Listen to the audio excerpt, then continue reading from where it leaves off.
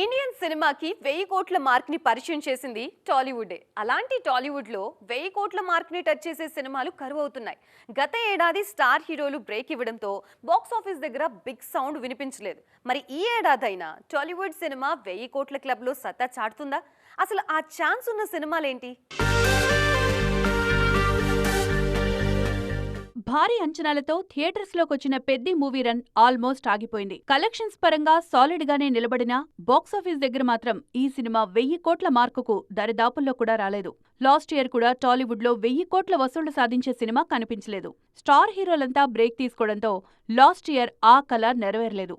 ఈ ఏడాది స్టార్ హీరోలు బరిలో దిగినా ఈ ఏడాది 1000 కోట్ల మార్కును టచ్ చేయలేకపోయారు. ప్రస్తుతం టాలీవుడ్ అప్కమింగ్ లిస్ట్లో కేవలం ఒక్క ఫౌజీ తప్ప ఆ రేంజ్ మూవీ మరొకటి కనిపించడం లేదు.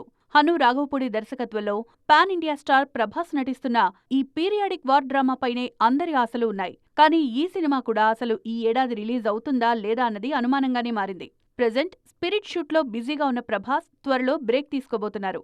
ఆ తర్వాత తిరిగి ఫౌజీ సెట్లో అడుగు పెడతారు. డిసెంబర్లో ఈ మూవీని రిలీజ్ చేసేందుకు ప్లాన్ చేసుకున్న fauji team dead line reach అయ్యేందుకు అన్ని రకాలుగా ట్రై చేస్తోంది. కానీ ప్రభాస్ ఎంతవరకు డేట్స్ ఇస్తారు అన్నది చూడాలి. మన టాలీవుడ్ పరిస్థితి ఇలా ఉంటే పక్క ఇండస్ట్రీలైన బాలీవుడ్, శాండిల్వుడ్ లో మాత్రం బాక్సాఫీస్ దద్దరిల్లే అవకాశాలు స్పష్టంగా కనిపిస్తున్నాయి. రామాయణ సినిమా 1000 కోట్ల వసూళ్లు ఈజీగా సాధించే ఛాన్స్ కనిపిస్తోంది. ఇక కన్నడలో రాకింగ్ స్టార్ యష్ నటిస్తున్న టాక్సిక్ కూడా అదే రేంజ్లో రికార్డులు క్రియేట్ చేసేందుకు రెడీ అవుతోంది. ఈ ఏడాది టాలీవుడ్ కు ఛాన్స్ మిస్ అయినా బాలీవుడ్, కన్నడ సినిమాలు మాత్రం 1000 కోట్ల వసూళ్లతో ఆ లోటును తీర్చేలా కనిపిస్తున్నాయి.